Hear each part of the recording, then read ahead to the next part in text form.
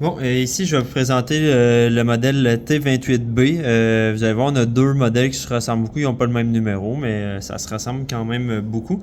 C'est un multimètre, dans le fond, qui a la fonction automatique. Vous allez pouvoir voir que c'est une fonction automatique, car il n'y a pas de sélecteur, dans le fond, pour les volts. Donc, il n'y a pas de sélection de l'échelle manuelle.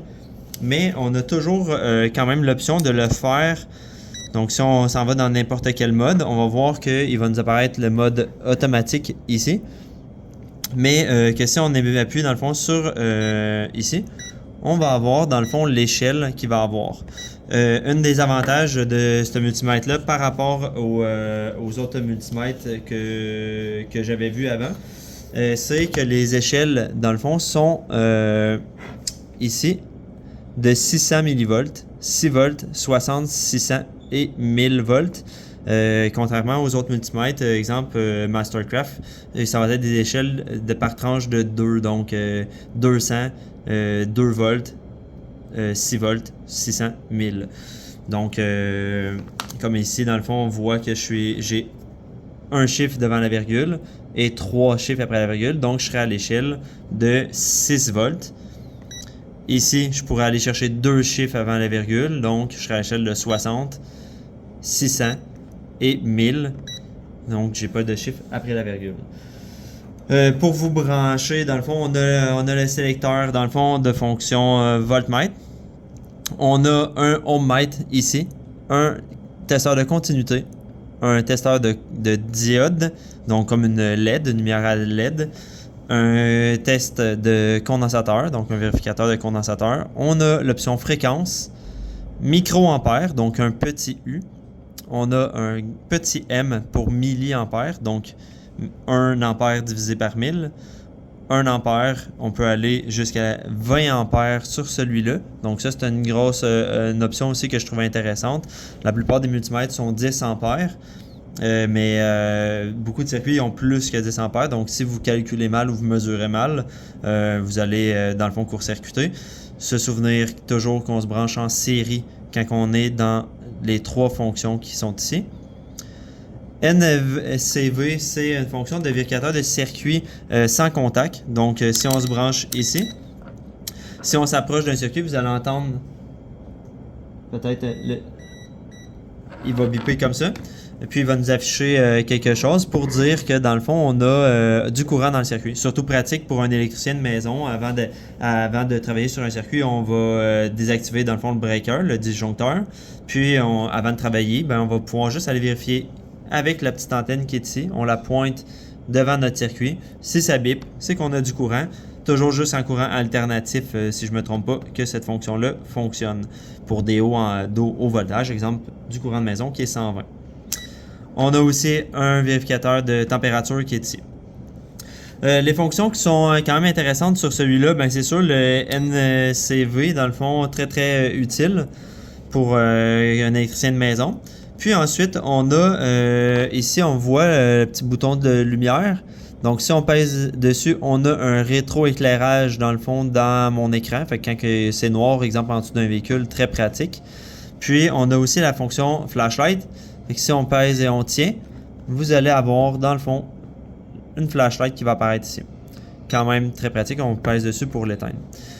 Autre fonction qui est intéressante, exemple, je vais aller mesurer, je vais vous montrer un petit peu comment ça fonctionne.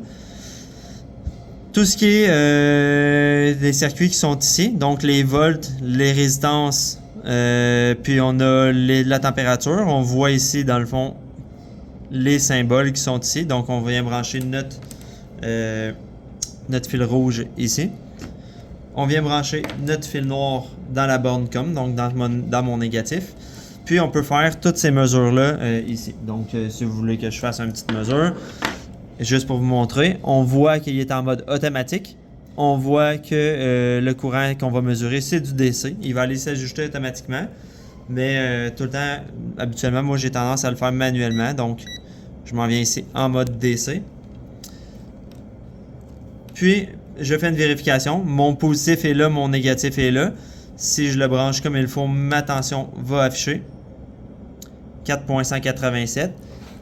Si par erreur, j'irai me brancher à l'envers. Tout ce que ça va faire, c'est que ça va afficher un petit moins devant ma lecture. Donc, ça voudrait dire que je suis branché à l'envers. Donc, je ne respecte pas, dans le fond, la polarité. Polarité qui veut dire le sens de circulation du courant. Donc là, je suis branché à l'envers. Je peux juste tourner ma batterie comme ça. Puis, comme ça. Donc là, ici, on voit que je suis en mode automatique. Une fonction qui est très intéressante, c'est celle-là qui est ici. On voit Hold. Donc, si je tiens ça comme ça, puis je m'en viens peser sur mon bouton Hold, je le maintiens. Il va y avoir un petit H qui va apparaître ici. Puis, ce que ça fait, c'est que là, je peux maintenant aller prendre ma mesure sans avoir j'ai les mains libres pour continuer mes vérifications. Quand même assez pratique là, dans beaucoup de cas. Autre chose qui est intéressant, ben, comme là, ma batterie, on voit qu'en est en fonction automatique, je peux aller repaiser dessus pour l'enlever de la fonction Hold, donc maintenir. Puis, je peux aller sélectionner, comme dans ce cas-là, je sais que ma batterie est sous 6 volts. Donc, je vais le mettre à l'échelle de 6 volts. Comme ça. Puis, je peux aller prendre la mesure aussi. Si je le bouge encore d'une place, là, je suis à l'échelle 60 volts. Je vais avoir la même mesure, mais on voit que j'ai perdu un petit peu en précision. Donc, ici, dans le fond, je suis rendu à 4.18. J'ai perdu un 0. Par contre, je pourrais aller mesurer deux chiffres après la virgule. Donc, exemple que je m'en viens je vais faire un petit test. Je m'en viens brancher 3 batteries de 4 volts en série. Puis si je m'en viens, oups, il faut que je l'enlève de Hold. Comme ça. Puis si je m'en viens faire une vérification.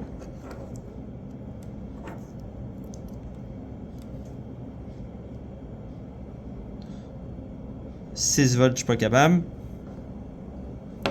Une dans l'envers. Donc 12 volts. Mais si je me mets à l'échelle de 6 OL, parce que j'ai dépassé mon 6 volts. Tout simplement. Donc, c'est pour ça qu'on peut... Je pourrais aller mesurer maximum 60 volts, comme ça, parce que je me suis mis à l'échelle de 60. Je pourrais aller me mettre à l'échelle de 1000, exemple. Il va m'afficher mon 12 quand même, mais j'aurais perdu un autre 0 après ma virgule, ce qui serait pas pratique. Pour une batterie de 4 volts, la meilleure échelle serait l'échelle de 6 volts. Donc, ici, je peux aller mesurer maximum 6, puis j'ai 3 chiffres après la virgule, donc j'aurai le maximum de précision pour cette batterie-là. Et millivolts, donc faire attention, ici vous voyez en haut là, les mesures, donc là on est en millivolts, donc 1 volt divisé par 1000, l'échelle qu'on est capable de le mesurer, les volts, en ampères, puis en ohms, ohms on reste branché exactement pareil, puis ce que ça fait c'est, ici on a des gros M, donc méga ohms, je suis branché en échelle automatique présentement. Si je m'en viens connecter, je devrais avoir proche de 0 ohm de résistance. Donc, ça serait la continuité parfaite. Donc, le multimètre, quand on mesure en ohm, la composante doit être retirée. Comme là, je peux mesurer mon tournevis.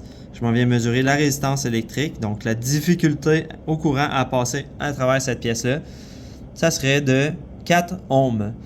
Toujours faire attention aux mesures qui sont en haut ici. Comme là, je vais mesurer mon corps. Donc, mon corps ici, je vais enlever mes doigts. Donc, j'aurai une résistance, je vais faire Hold. J'aurai une résistance électrique de 2 M majuscule. Donc, 2 600 000 ohms de résistance pour mon corps. Toujours faire attention de respecter l'unité de mesure qui est ici. On a la fonction aussi continuité. Donc, toujours au même endroit, toujours branché pareil. Je me mets en fonction continuité. Il y a un petit symbole de Wi-Fi qui va apparaître ici. Tout ce que ça fait, c'est que en bas de 1000 ohms environ, tout ce qui est en bas de 1000 ohms de résistance, je vais avoir une lumière qui va allumer, puis il va m'afficher la résistance électrique. Donc, il m'affiche la résistance. Là, j'avais une résistance de 0. La continuité pour dire que ça passe. Mais si je mesure la continuité de mon corps, la résistance est trop élevée. Il va dire je suis au-dessus de 1000 ohms. Donc, il va dire pas de continuité pour mon corps. mais en résistance électrique, je suis quand même capable d'aller chercher ma mesure. Donc, c'est un peu la différence entre les deux fonctions. Diode check, donc un vérificateur de diode, ben le multimètre va laisser passer du courant par la borne positive. Puis il va regarder dans le fond le nombre, regardez ici on est affiché en volts, donc il va regarder le nombre de volts que ça prend pour laisser passer le courant dans la diode. On voit qu'il laisse passer le courant dans ce sens-là, puis le bloc dans l'autre sens. Exemple, une diode, une LED rouge devrait passer environ 1,5 volts pour que le courant circule. Puis si je laisse ma diode dans le même sens, puis je m'en viens me brancher, il va bloquer, donc il va m'afficher OL, donc Over Limit, dans ce sens-là. Fait que c'est une fonction qu'on a de plus. En ampères, avant de commencer, moi je vous conseille de vérifier votre multimètre dans le fond qu'il soit fonctionnel. Ce circuit-là, on fait souvent des erreurs quand on est au début, soit on se branche en parallèle, ce qu'il ne faut jamais faire dans les trois fonctions qui sont ici. Toujours se brancher en série. Puis ensuite, c'est important de calculer dans le fond l'ampérage qu'on devrait avoir dans notre circuit, donc les ampères, pour s'assurer qu'on est sous l'ampérage que notre multimètre est capable d'accepter. Ce multimètre-là accepte 20 ampères. La plupart des multimètres, moi j'ai un Snap-on à 800$ qui a une fonction seulement 10 ampères. Ça fonctionne très bien pareil, mais la marge d'erreur est plus grande si on a un 10 sur un 20 qu'un 10. Avant de commencer, dans le fond, vérifiez vos outils, car si ça ne fonctionne pas, ben ça peut être juste à cause de ça. Donc moi en ampères, avant de commencer, toujours je viens brancher ma borne rouge ici, je me mets en fonction ohmmètre. Je viens tout simplement mettre mon multimètre dans la borne ici. Puis on va avoir la résistance, donc c'est une fusible. Dans le fond, ce circuit est protégé par une fusible 20 ampères. Donc une fusible, c'est pas une résistance, il devrait avoir 0 ohm. On a 0 ohm de résistance. Donc ma fusible est bonne. Ici, dans le fond, pour les milliampères, on a 16 millions de ohms, 16 millions 150 000 environ. Ohms de résistance pour ce circuit-là, ce qui est acceptable pour le circuit en milliampères. Si vous avez un affichage OL quand vous en branchez ici, c'est que votre fusible est brûlée. Bien, dans ce cas-là, il va falloir rouvrir le multimètre. On va aller dévisser ici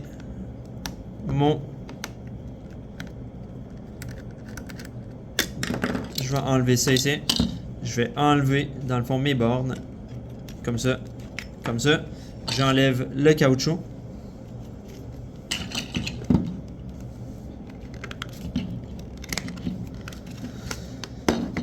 Je vais avoir 4 vis à enlever.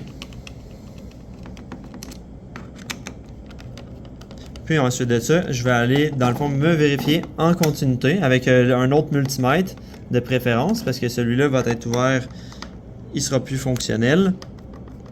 Donc, on va aller vérifier une fusible qui se vérifie en continuité avec un multimètre. On peut le voir aussi des fois visuellement. On voit une fusible ici qui est ma fusible 20 ampères. Donc, si vous avez OL qui s'affiche quand vous êtes branché dans la borne 20 ampères, c'est cette fusible-là. La fusible ici, on voit qu'il est marqué 600 milliampères. Donc, la fusible de milliampères. Puis, on voit que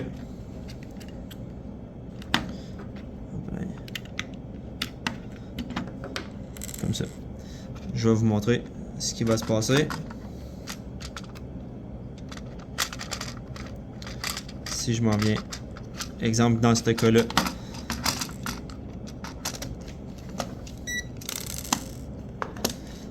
on voit que ma fusible n'est pas brûlée.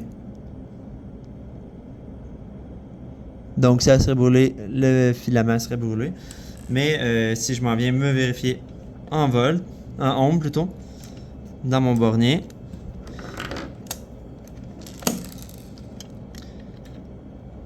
étant donné que je l'ai retiré, maintenant on a